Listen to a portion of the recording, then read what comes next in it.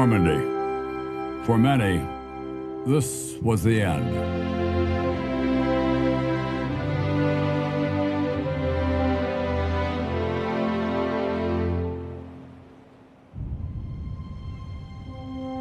For many more, it was the beginning.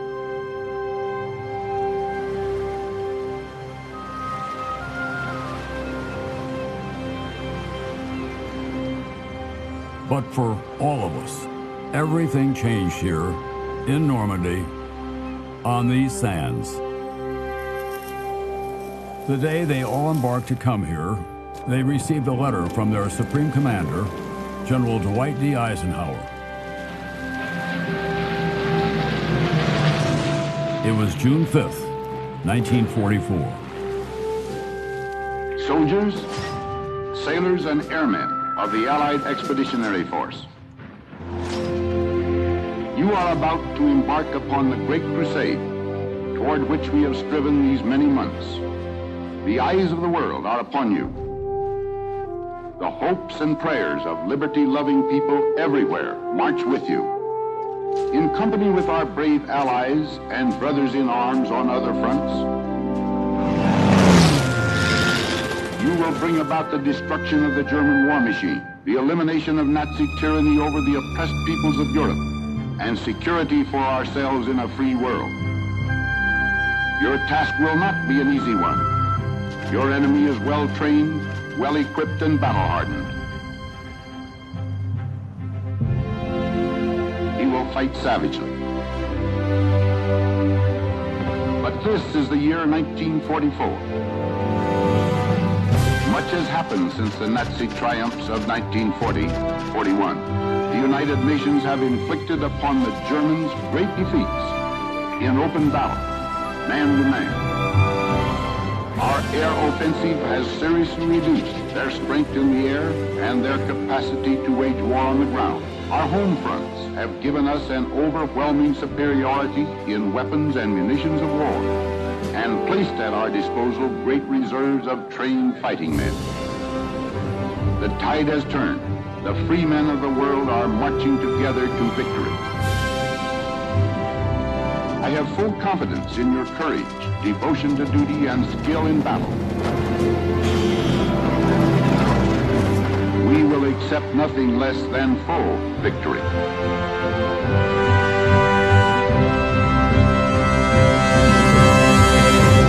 Good luck, and let us all beseech the blessing of Almighty God upon this great and noble undertaking.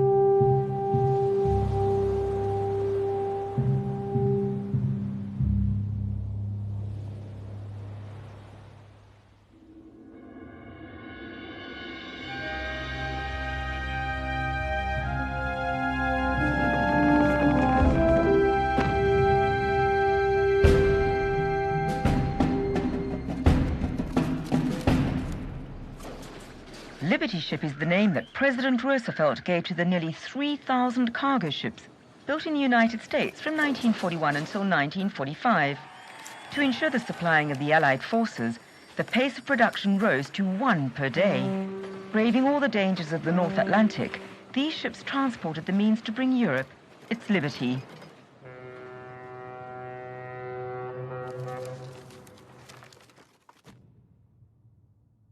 There have always been wars in one place or another on our planet, but during the 20th century, war extended to the entire world twice in the space of 20 years.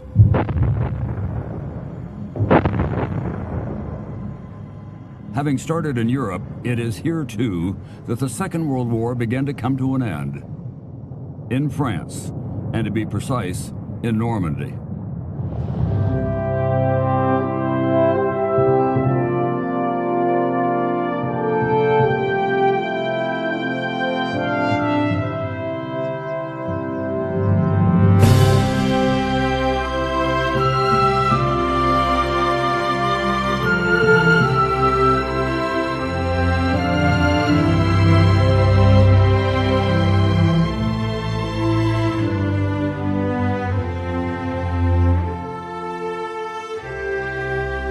It was here in Normandy that a new balance for the world as we know it today was forged. But during the war, Normandy was not as welcoming as it is today. Because from 1940, France, like most of Europe, was occupied by German troops of the Third Reich, led by Adolf Hitler, with Italy as its ally, forming the Axis. Only the United Kingdom remained free after its victory in the Battle of Britain.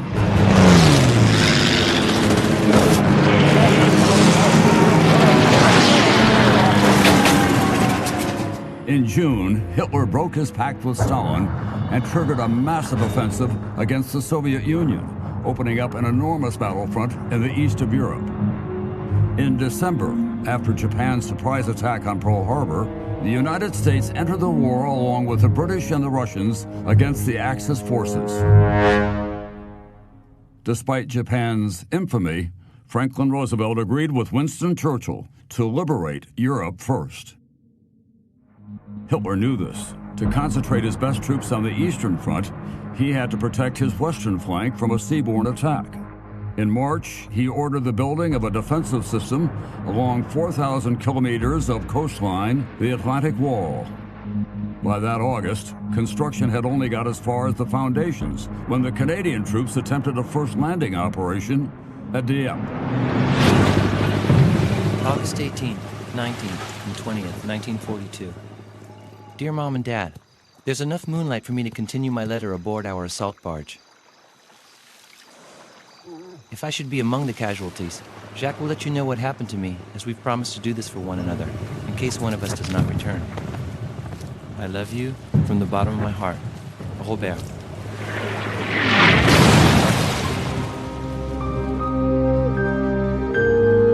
The landing was a disaster. Of the 6,000 soldiers present, more than half were wounded, killed, or taken prisoner. This led Hitler to believe his own propaganda, describing the Atlantic Wall as an impenetrable barrier. The artillery batteries were the strongest elements of the Atlantic Wall. Hidden back from the shoreline, each bunker housed a cannon that could destroy a ship 20 kilometers away.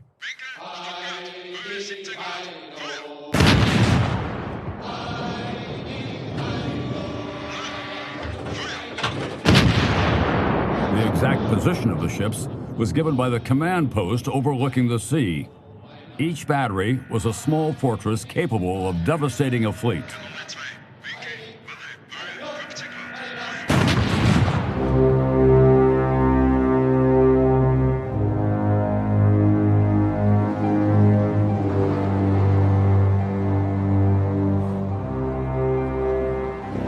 Glauben Sie mir, meine Herren, das wird für die Alliierten, aber auch für die Deutschen der längste Tag werden. After inspecting the Normandy beaches, General Rommel oversaw their reinforcement. He covered them with millions of mines and all kinds of obstacles. Many were immersed at high tide to destroy landing craft and stop a naval attack at the beaches. Field Marshal von Rundstedt had 58 divisions under his command on the Western Front. 39 of these, averaging 14,000 men each, were placed under Rommel's orders. Well protected behind the wall, an army of engineers developed new weapons that could tip the war in favor of the Axis. V-1s, the first cruise missiles, and V-2s, the first rocket missiles, could be aimed at England. And once operational, the first jet aircraft would be able to surpass the fastest Allied fighters.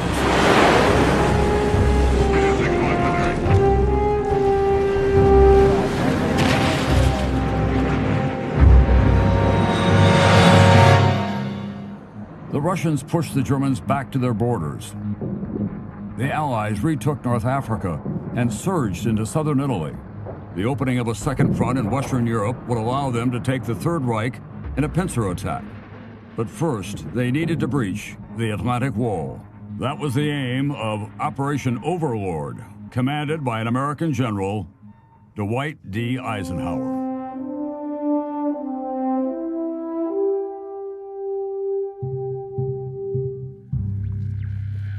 Two-and-a-half-ton truck, A real all-rounder, the six-wheel drive truck was involved everywhere for all uses during the Second World War. Of the 800,000 trucks made in 4 years, more than 100,000 went to the Soviet Army.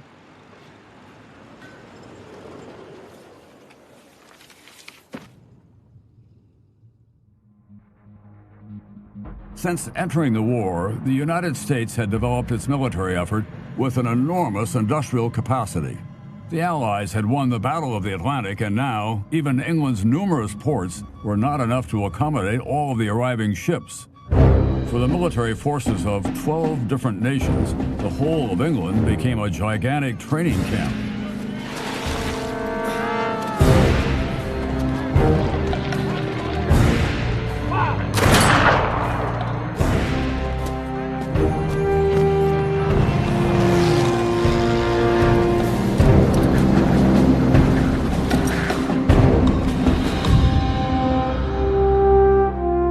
While the largest military gathering in history prepared to invade Europe, the Allied commanders kept the date and the place of the landings a secret until the eve of D-Day. The location had to combine different imperatives: be near a large deep-water port and within the operational radius of fighter planes taking off from England. It had to have flat, wide, and deep beaches to enable thousands of men and their equipment to land and quickly move inland. The countryside had to be suitable for the construction of makeshift airfields.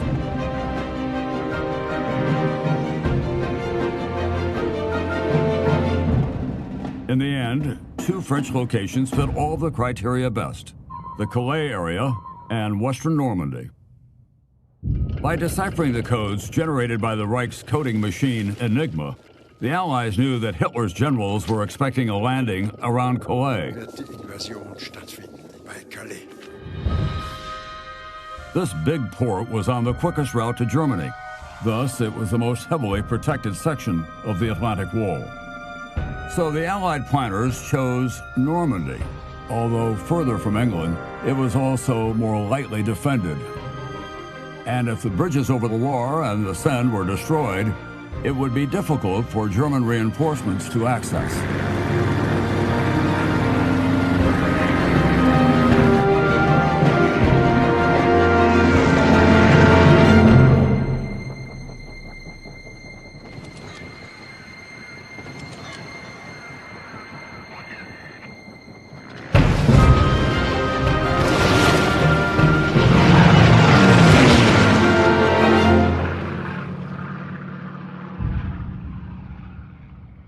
To increase the element of surprise, the Allies launched Operation Fortitude, an elaborate deception plan to encourage the Germans to concentrate their troops away from Normandy.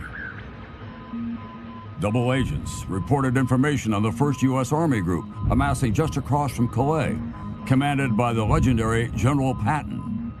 But these armies were fake. In addition, clouds of metallic strips were dropped to deceive radars spread along the coast and create the illusion of a large-scale attack. At dawn, on D-Day, big clouds of this chaff were dropped around Calais. At the same time, the Allies did everything possible to get intelligence on Normandy. They collected millions of postcards and family photographs of the coastline from before the war. They took aerial photographs and sent in commandos to collect sand samples from the beaches.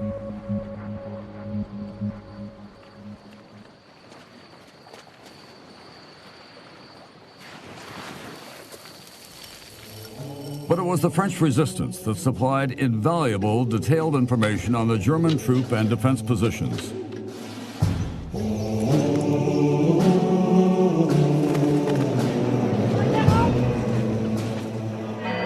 Exiled in London, General de Gaulle appealed to French men and women at home to rise up against the German occupation and form the resistance, a real shadow army. Risking their lives, they carried out orders sent from London. Every evening, in the greatest of secrecy, they listened to a special British radio program.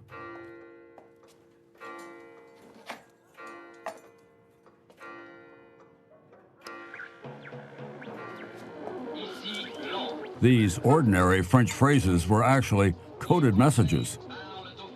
And this verse from a French poem formed the first part of the signal that Violette and her companions had been expecting for 4 years. The landing would take place in 5 days' time. Never had an invasion been as well prepared as that of Normandy. General Montgomery, who had beaten Rommel in North Africa, designed the final plan. More than 130,000 men would land on 5 codenamed beaches: Utah and Omaha for the Americans, Gold and Sword for the British, and Juno for the Canadians. These beaches stretched 80 kilometers along the coast. For the Americans, objective number 1 was Cherbourg. Impossible to capture from the sea, they needed to seize this important port from the land.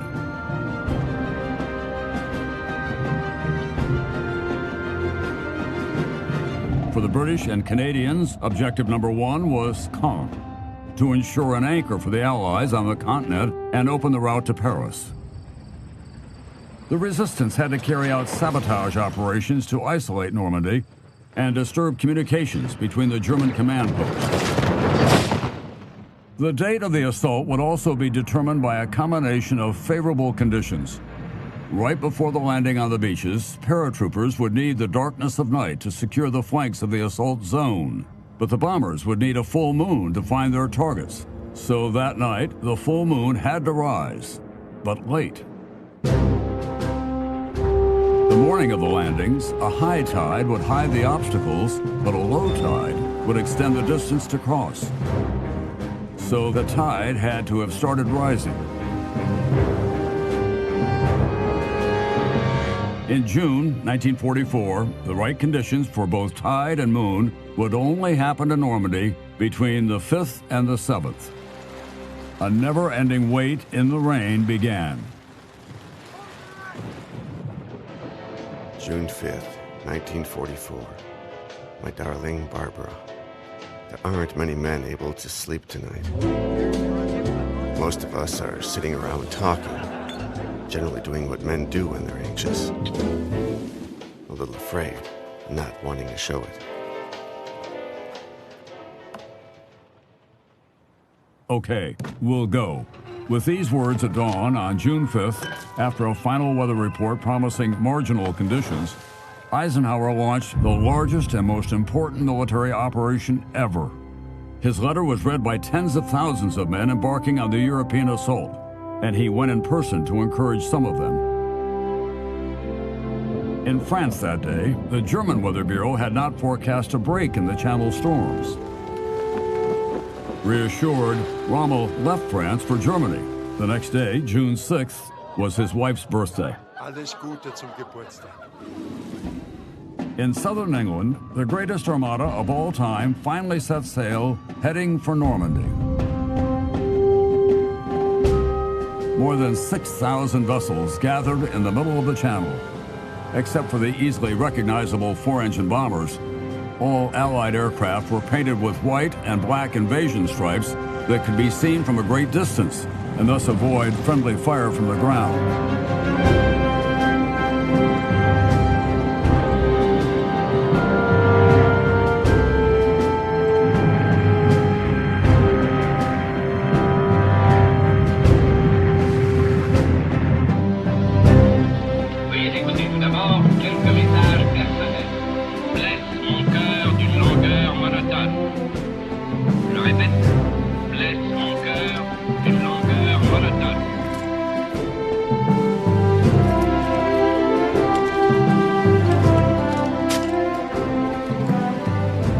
The landing would take place the next day.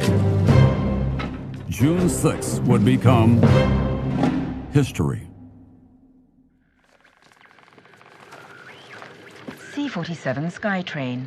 This military version of the DC-3 was nicknamed Dakota by the British. It was used for parachuting, glider towing, troop transport, casualty evacuation, freight and postal delivery. With over 10,000 made, it is the most produced transport plane in history.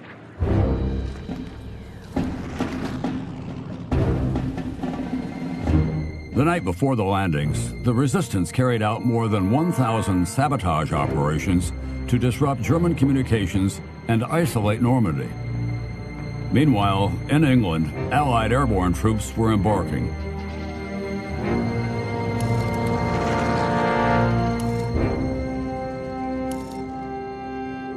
Just after midnight, 6 gliders carrying 30 men each landed between the Caen Canal and the Orne River bridges. They had been mined, and it was crucial to seize them intact. The forces arriving later from the beaches would use them to quickly reinforce the eastern flank. Taken by surprise, both bridges were captured and demined within a few minutes. An hour later, to the west, the arrival of 2 American airborne divisions was much tougher.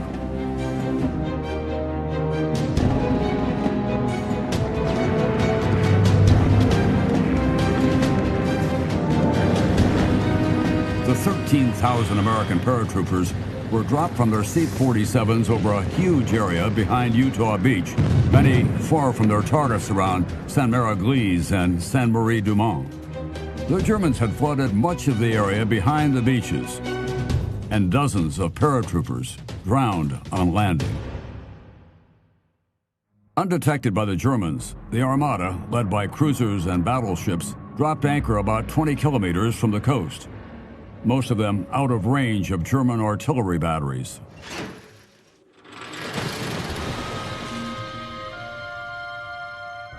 Despite their famous crickets, which were intended to help paratroopers find each other at night, nearly half were missing. But Sainte-Mère-Église was taken, and thus the Americans controlled the Cherbourg Road. The position had to be held until reinforcements could arrive from Utah Beach. Soldiers were transferred from troop ships to landing craft, each with 32 men. The Long-sur-Mer artillery battery was right in the middle of the Allied landing zone. At dawn, on June 6, the horizon was hidden by fog.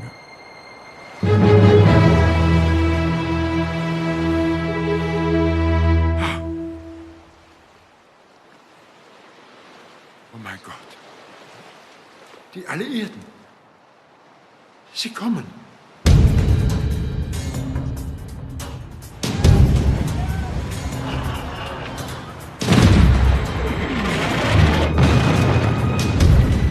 While the landing craft approached the shore, Allied ships blasted the German coastal defenses. The firepower became apocalyptic when hundreds of bombers took over from the fleet. Flying along the coastline, medium-sized bombers dropped their bombs on Utah Beach fortifications, targeted strikes that destroyed most positions along the shore. At the same time, over Omaha Beach, heavy bombers attempted a frontal attack. Lack of visibility and fear of hitting their own landing craft delayed their bombing for a few seconds. So despite the bombing, the defenses of Omaha Beach remained intact. Strong currents pushed the first assault waves nearly 2 kilometers south, fortunately for them. Here, the German defenses were lighter. The follow-on convoys were directed to the same location.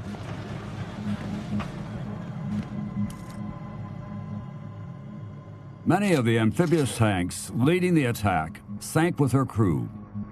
Just behind, the first waves of infantry were sent into a 10-kilometer front without any protection.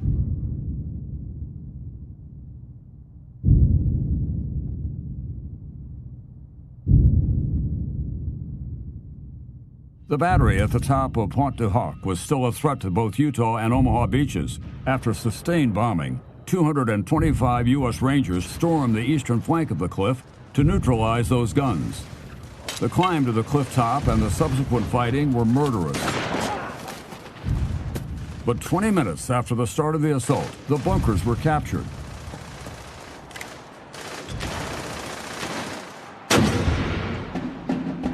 The brave Rangers discovered the feared cannons were not in the bunkers. Hidden a kilometer away, they would be found and destroyed.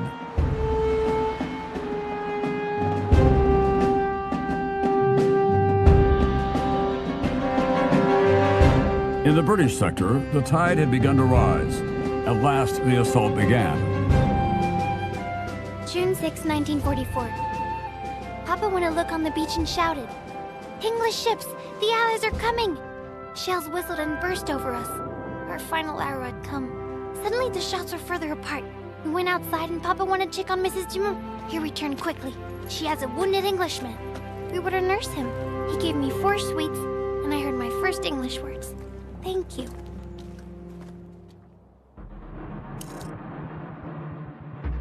Close to 25,000 British soldiers landed on a 5-kilometer front to the east of the planned site. Their mission was to capture Bayeux, but first to take the high ground overlooking Armonge.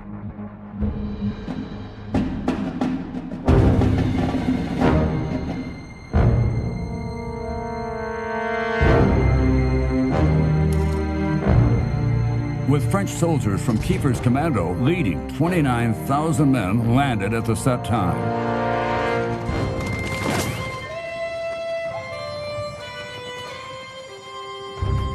After crossing Pegasus Bridge, they were set up on both banks of the Orne River. Then, joining up with the Canadians of Juno Beach, they had to capture Caen before nightfall. In Juno's western sector, 7 amphibious tanks out of 29 sank. But the Canadians, determined to take their revenge for Dieppe, overcame fierce German resistance.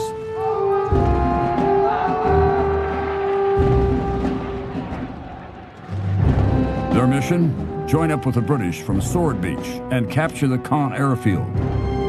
At the German headquarters, confusion reigned. They were awaiting Hitler's orders, yet the only order he had given was not to be awakened before 9 a.m. Still trapped between German crossfire and the rising tide, American troops were being decimated. Then, 8 destroyers charged toward the beach at flank speed from the sea. They came in close to fire on the deadly cannons. The shots were spot on. Taking advantage of this unexpected support, small groups broke through the German defense lines.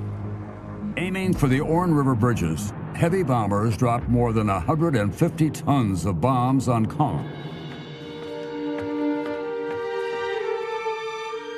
We heard aircraft hovering above.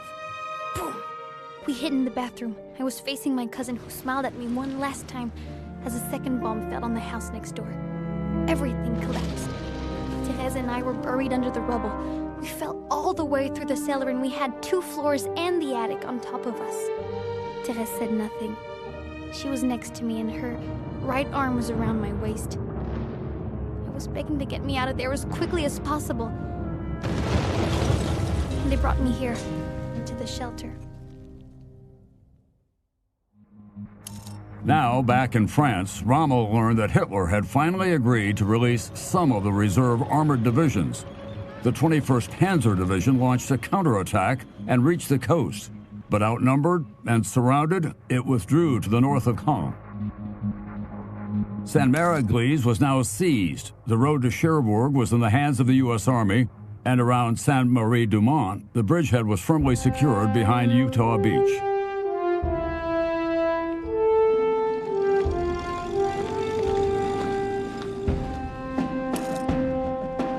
Mission accomplished. Armonge was liberated, and the British reached the outskirts of Bayeux, miraculously spared. Of all the Allied troops that landed at dawn, the Canadians pushed deepest into the countryside, but they were stopped north of Caen. The troops landed on the beach, succeeded in joining the airborne division. Near Pegasus Bridge, the Café Gondry became the first liberated house in France. The eastern flank was secured, but Caen remained out of reach.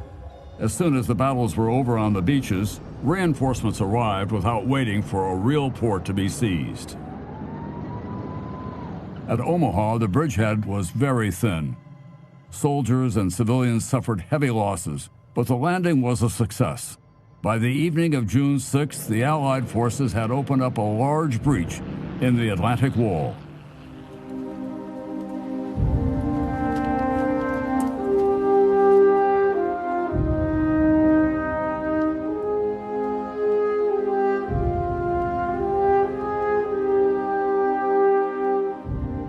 June 6, 1944. It all seemed unreal.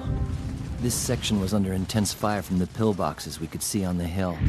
Every fifth machine gun bullet is a tracer, glowing red.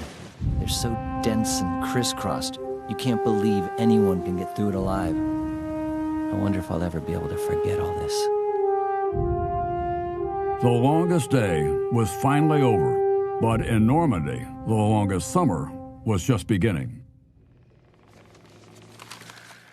Bulldozer, this humble workhorse neglected by history, played a vital role in the early hours of the landing, clearing obstacles and leveling the beaches. Later, it cleared roads, dug passages through hedges, plowed under the minefields, and, most importantly, created makeshift runways.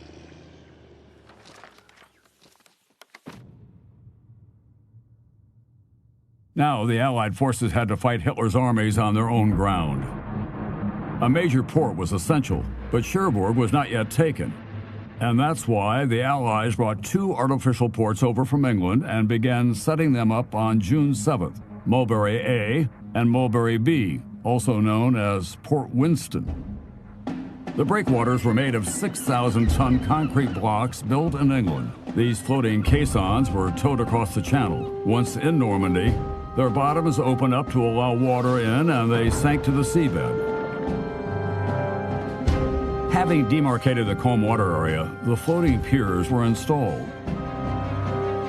The piers were built on a special sliding system that allowed them to float up and down with the tide. The harbor was large and deep enough to accommodate the biggest ships.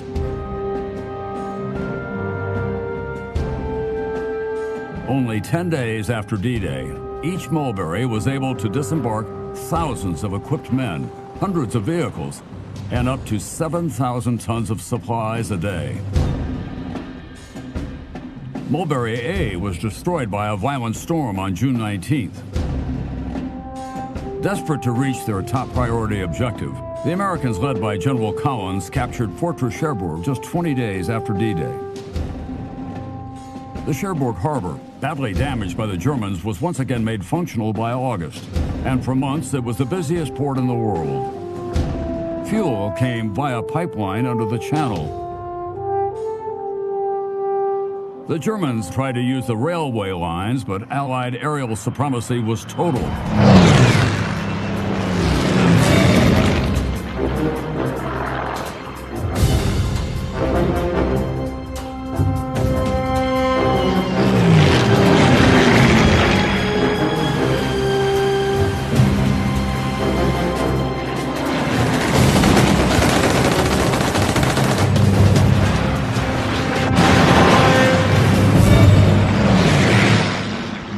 Montgomery's main objective was finally captured on July 9th, after several attempts and with considerable British and Canadian losses.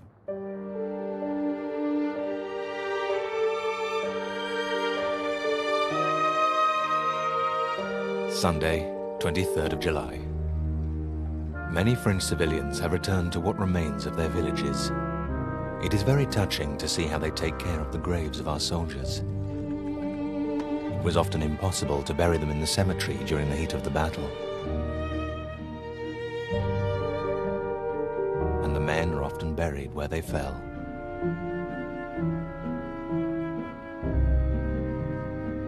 When preparing Overlord, the Allied commanders had not taken into account the height and the thickness of the Normandy hedgerows. The Germans knew this terrain well and used the hedgerows to carry out ambushes and to set up stubborn defenses. The deadly Battle of the Hedgerows lasted until late July. On the 19th, Saint-Lô, or what was left of it, was liberated by the Americans. 95% destroyed, it had become a martyr city. After the American breakthrough on July 25th, Hitler ordered 4 armored divisions into a counterattack west toward Mortain in an attempt to split the American advance. The Tiger was the most powerful German tank and the most feared.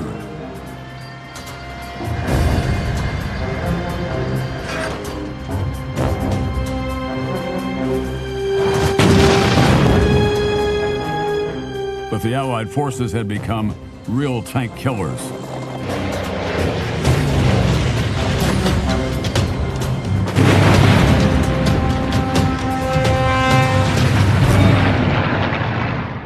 Germans had to fall back to the east, giving the Allies an opportunity to capture several German divisions in a trap, the Falaise Pocket. Spearheaded by Polish and Canadian divisions, the Allied pincers eventually snapped shut on August 19th.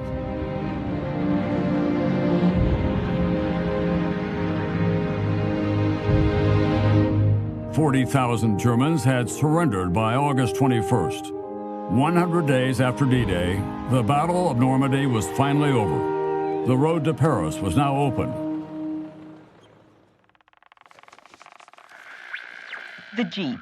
Today, we might argue about how the Jeep got its name, but everyone considers this four-wheel drive vehicle a symbol of the liberation of Europe.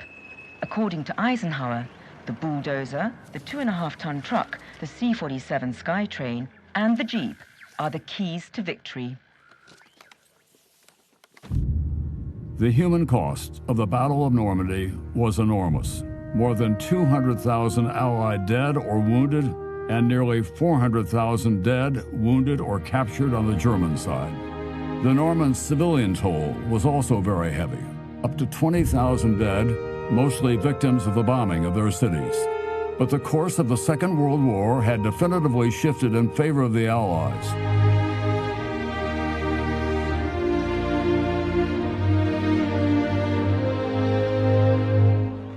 On August 25th, General Leclerc's 2nd Armored Division helped Parisian insurgents to liberate their city, and General de Gaulle, leader of a free France, could march triumphantly down the Champs-Élysées. Throughout winter, the Allied forces fought on in severe conditions in Belgium and the Netherlands. It was not until May 1945 that they finally forced the Third Reich into an unconditional surrender. And on September 2nd, 1945, with Japan's surrender, 6 years exactly after its beginning, World War II finally ended. It resulted in over 60 million victims worldwide, military and civilian.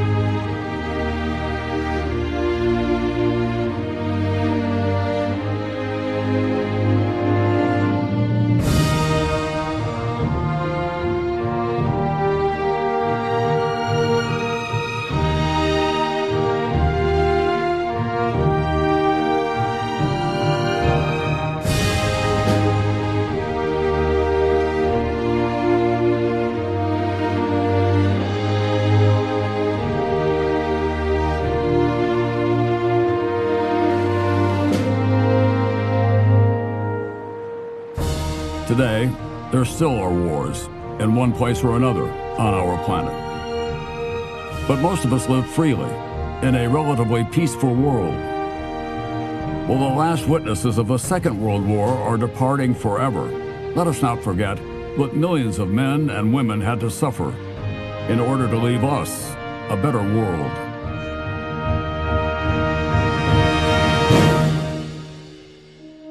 Let us be grateful to those who gave everything, including their lives, for our liberty.